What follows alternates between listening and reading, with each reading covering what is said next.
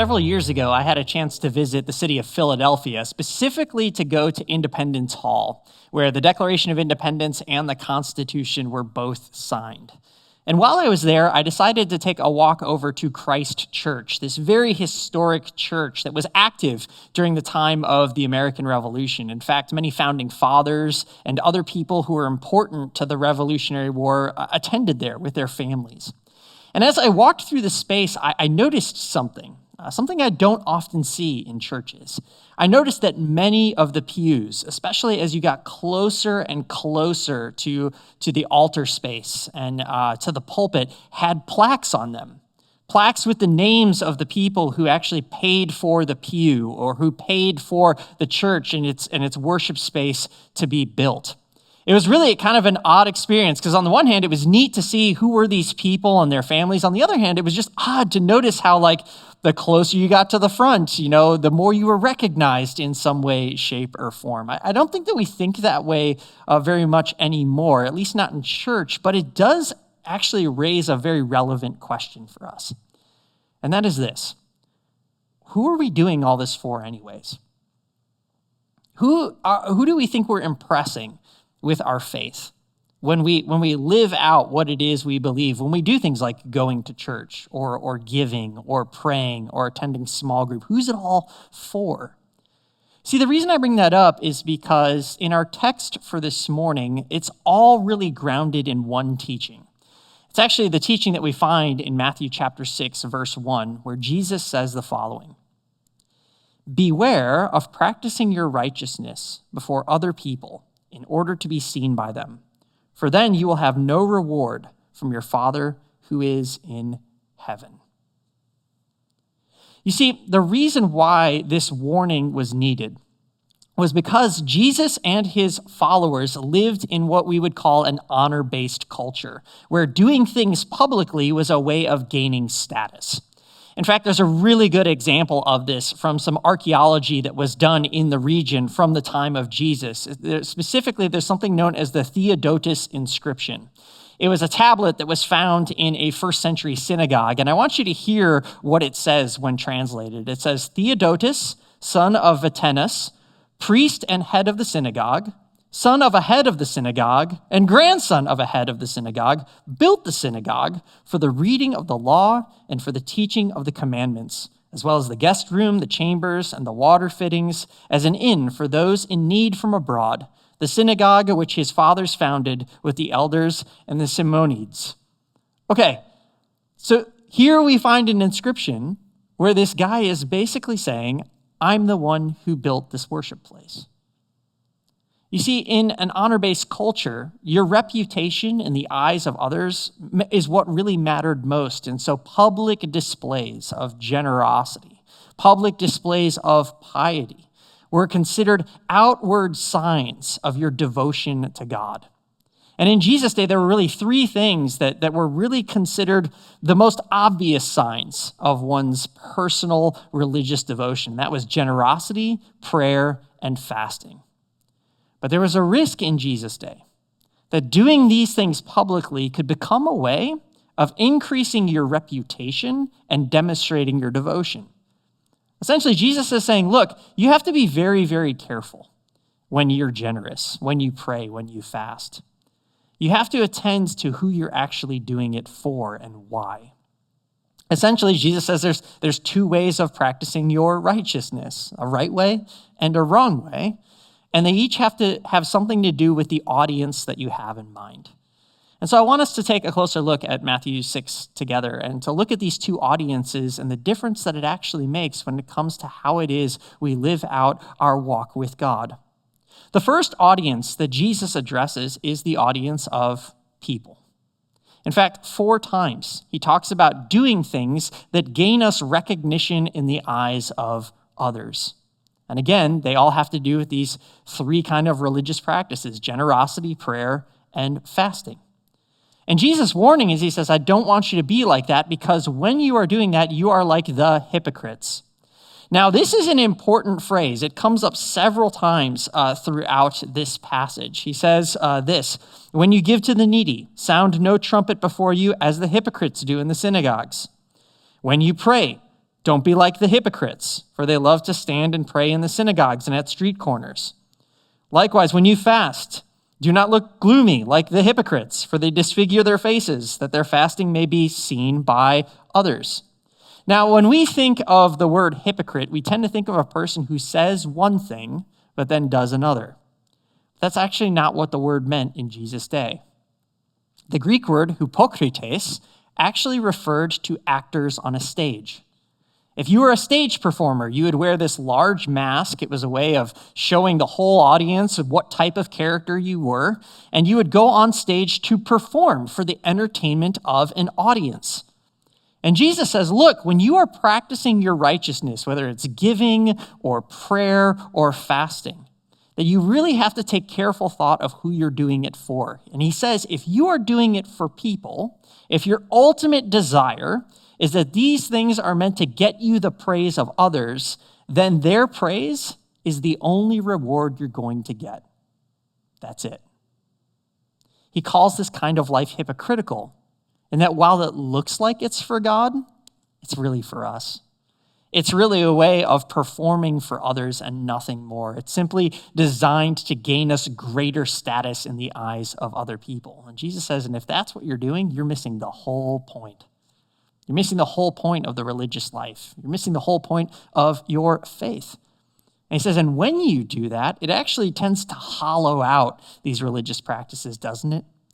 Generosity becomes a burden. Prayer becomes a monologue, and fasting becomes nothing more than a performance. It says there's no real, genuine connection with God. There's no lasting good that's being done. If you want the praise of other people, that is exactly what you are going to get. And Jesus says that kind of faith, that misses the whole point. And so that's an invitation, I think, for us to consider, why is it that we do the things that we do? Why do we go to church? Why do we give?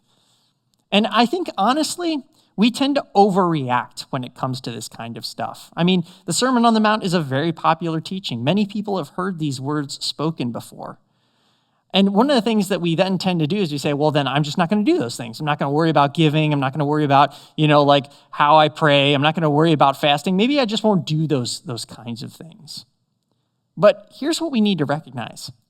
Jesus actually has the expectation that we would do these things. I mean, notice what he says, right? He says, when you give, when you pray, when you fast. It means that he does expect us to actually do these things. That's not the issue.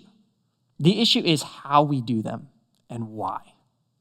Let's take generosity for just a moment. The Bible talks at great length about the role that generosity is supposed to play in the life of God's people. One of the strongest statements that I've ever come across is actually in Proverbs 14, verse 31, where it says, he who oppresses the poor taunts his maker, but he who is gracious to the needy honors him. It's basically saying, look, your generosity is actually something that God expects of you.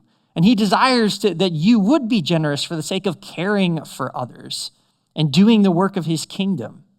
So the problem isn't giving. And I think that this is part of the problem, right? We sit there and we hear this teaching of Jesus and we're like, well, then I'm not going to give, or I'll only give when I feel like it, and I'll just do it when the mood strikes me, and I won't tell people about it and stuff like that. But the problem is that generosity doesn't come naturally to us. It is something that we have to do with intentionality, or it just doesn't get done. Can't tell you how many times in my own life I've said things like, well, I'll give when the mood strikes me, and then I look back at like the previous 6 months and I actually hadn't given as much as I thought I would. Can't tell you how many times I've been discipling people and talking with them about generosity and realizing that the people who just give when the mood strikes them are often the lowest givers. Why? Because generosity is not something that we as human beings do naturally. We have to do it with intentionality. But that's the thing. Intentionality isn't the problem. Our audience is. Why do we give? Jesus expects that we will, that it will be an expression of our trust and our faith in God and our desire to be a part of doing the work of his kingdom and caring for the needs of the poor and the needy around us. And so I think the advice here is give intentionally, but give anonymously. I mean, think about how Jesus actually counsels his listeners. He says, when you give to the needy, do not let your left hand know what your right hand is doing, so that your giving may be in secret, and your Father who sees in secret will reward you. It's not a call to haphazard giving. It says your hand should have a plan, just don't make it obvious. And so I think there's a way of being intentional while also giving anonymously. This is honestly one of the reasons why when you listen to us as pastors on a weekend, we talk about generosity so much. And it's part of the reason why we often encourage people to do things like recurring giving. Because actually, recurring giving is one way of giving with one hand without letting the other one know what you're doing. When you set up recurring giving, you're then giving at times maybe when you're not even thinking about it. Furthermore, it's really just between you and God. It's your recurring giving. You're not performing. You're not doing it in a public way or in any public forum. It's just an opportunity for you to give to the causes that matter, to be a part of God's kingdom work. And so Jesus is saying, yes, give intentionally, but maybe give anonymously. Think about who you're doing it for. Or let's think about worship for just a moment. Jesus does expect that we would gather together with other people to worship him, and that when we worship, we would pray, right? I mean, in fact, Hebrews chapter 10, verse 25 says, let us not neglect meeting together, as is the habit of some, but encouraging one another, and all the more as you see the day drawing near.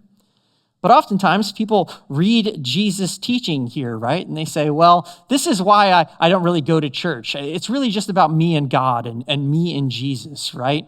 They read his warning, don't be like the hypocrites who love to pray in synagogues and on street corners that they may be seen by others. And they conclude, well, maybe just me and Jesus is the way to go. I mean, I don't want to be seen as not humble or as only being here to worship so that I get the praise of others. But again, that's not the point. There are plenty of places in the Bible that encourage us to get together and pray with other believers. Furthermore, I have seen so many times when people go the just me and Jesus route, only to eventually end up not following Jesus at all. The reason why is we're actually not supposed to do this faith life alone. Jesus tells us where 2 or 3 are gathered in my name, there I am in their midst. He calls the church the body of Christ, which means you can't have Jesus without his community, without his body. So what should we do? Well, Jesus encourages us to cultivate a personal devotional life. Listen to what he says. He says this, when you pray, go into your room, shut the door, and pray to your Father who is in secret. And your Father who sees in secret will reward you. He says, cultivate your own personal devotional life. Focus on your own walk with God. Because when you do that, your heart begins to desire God for his own sake. It's actually training our heart so that when we get together in public worship, we're getting together for the right reasons. It's not for the sake of receiving the praise of others. It's because together we want that desire for more of God to really come to the forefront. We're here because we long to meet with him and long to be among his family and his people. It kind of retrains our motives. And again, this was important in Jesus' day because they often practiced fixed hours of prayer. So there were certain points throughout the day when a trumpet would be blown or there'd be some sort of sound and people would stop wherever they were to start praying. And what Jesus was calling out is some people kind of planned where they would be so that when they stopped to pray, it was in the most public places. And Jesus says, I wish that you actually had a more intentional plan to just spend time with your Father in heaven. I think that that's good practice for us as well. Cultivate a personal prayer and devotional life. Or let's think about fasting for a second. We say, well, we don't want to be like the hypocrites, right, who publicly fast and receive the praise of others. So maybe we just won't fast. I mean, we don't need to fast, right? Well, no, you don't need to fast. But Jesus seems to still kind of expect it. He says, when you fast. And we actually know that fasting was a practice in the early church. In fact, in Acts chapter 13, the church fasts and prays before they then set apart Paul and Barnabas to go on these missionary journeys to plant new churches. See, fasting in the ancient world was actually a response. It was a response from the community of God to something that God was doing in their midst. If they felt like something was happening in their lives and their life together as a community, they would fast and pray so that they could really focus on what God was saying to them. to remove distractions and to truly be dependent upon him and wait for him. And so I think the encouragement here is that when you fast, because Jesus seems to expect it, that we would do so because we want to hear God more clearly. Maybe we sense that he's doing something in our lives, our life as a community, and Jesus says that's a good time to fast. But don't do it in a way that draws attention to yourself. That's not the point.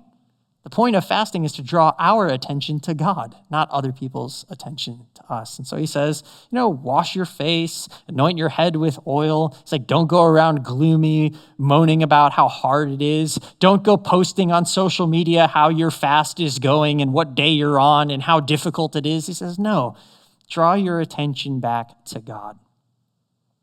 See, in all these ways, Jesus is inviting us to a better way of living out our life of faith, which is why, again, he draws us back to the importance of audience, because there is one person whose praise matters most.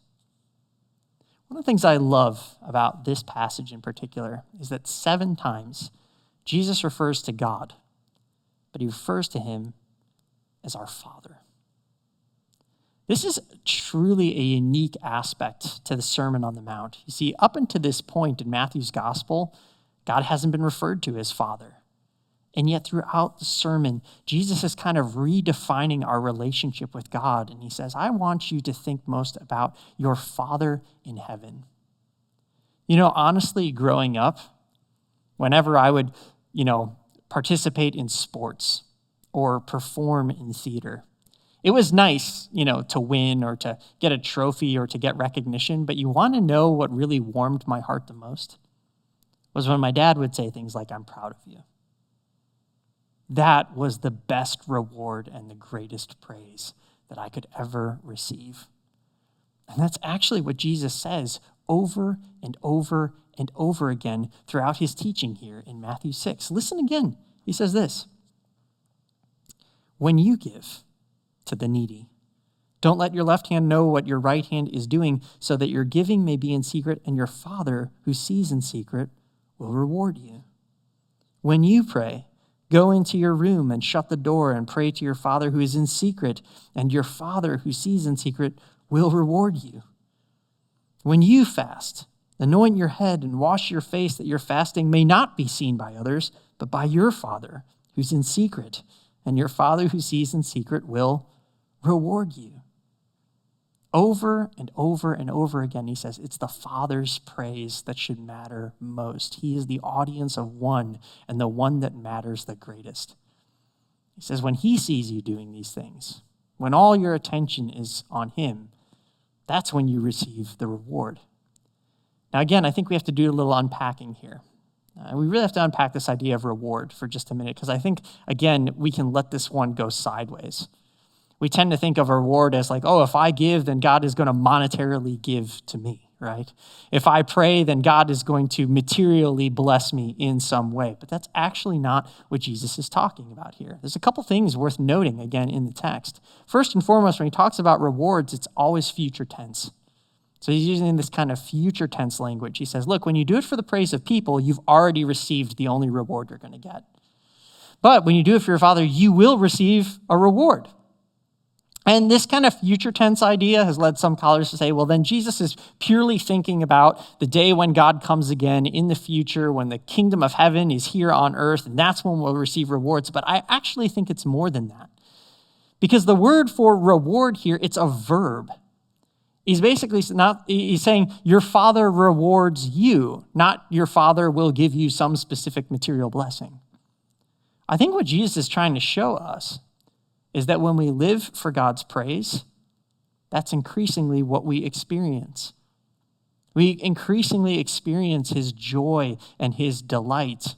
We increasingly realize that we're participating in his kingdom and in his purposes, enjoying his presence, enjoying his delight, hearing that phrase, right, that we long to hear, I am proud of you. Yes, that's exactly what I desire for you.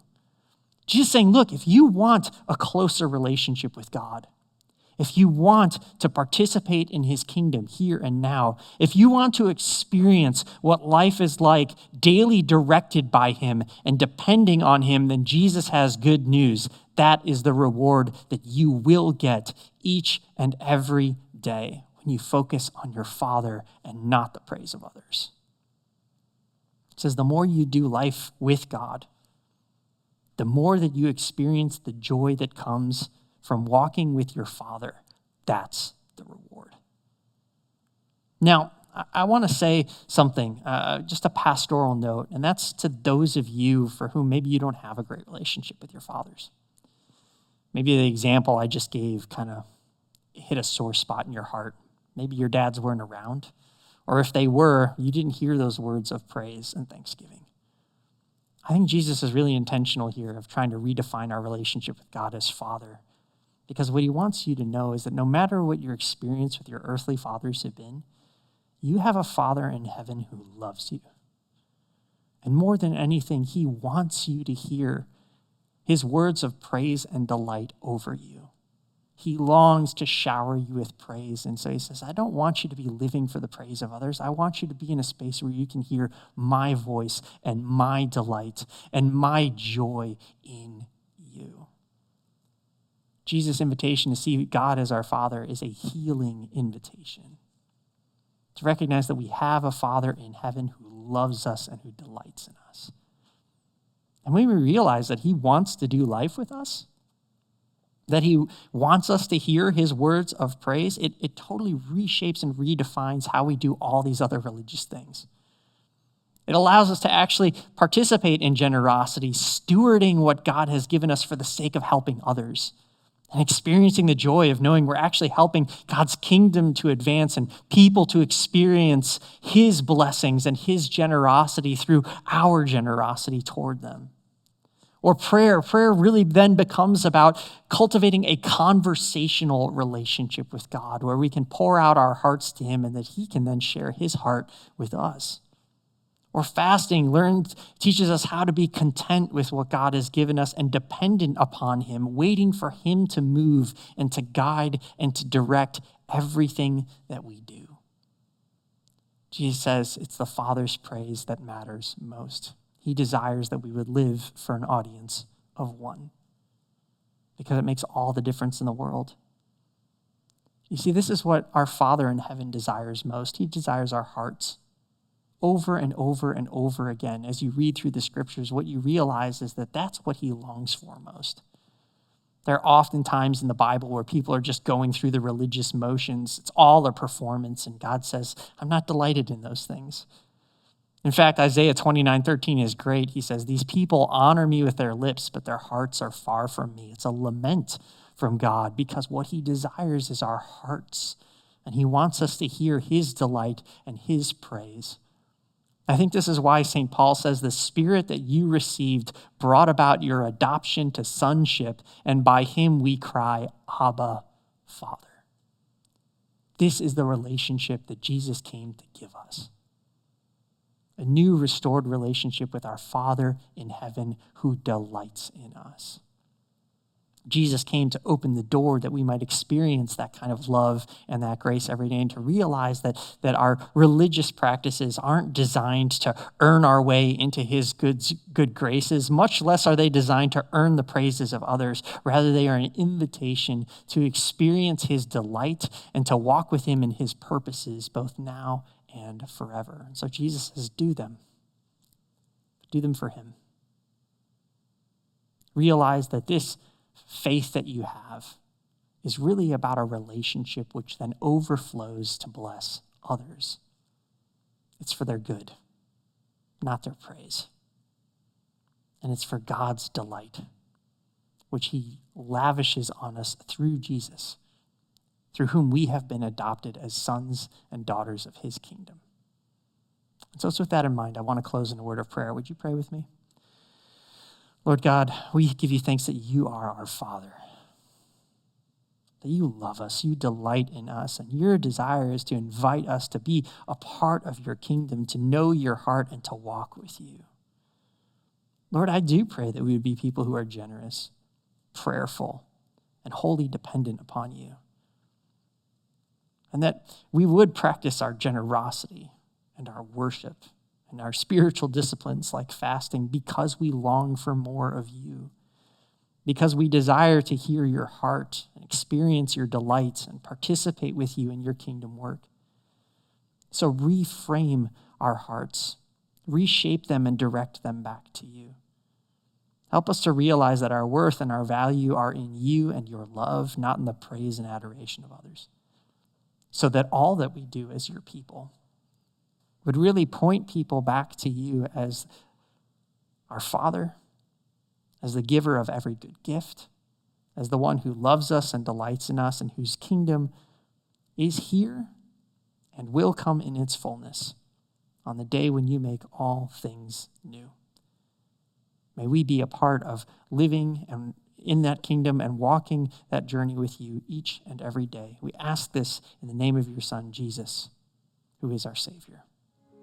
Amen. Thank you so much for joining us on the Trinity podcast. We hope this week's message encouraged you to consider the claims of Jesus in a new way, and we would love to have you join us for worship on the weekend. To find a location near you, visit www.tlc4u.org.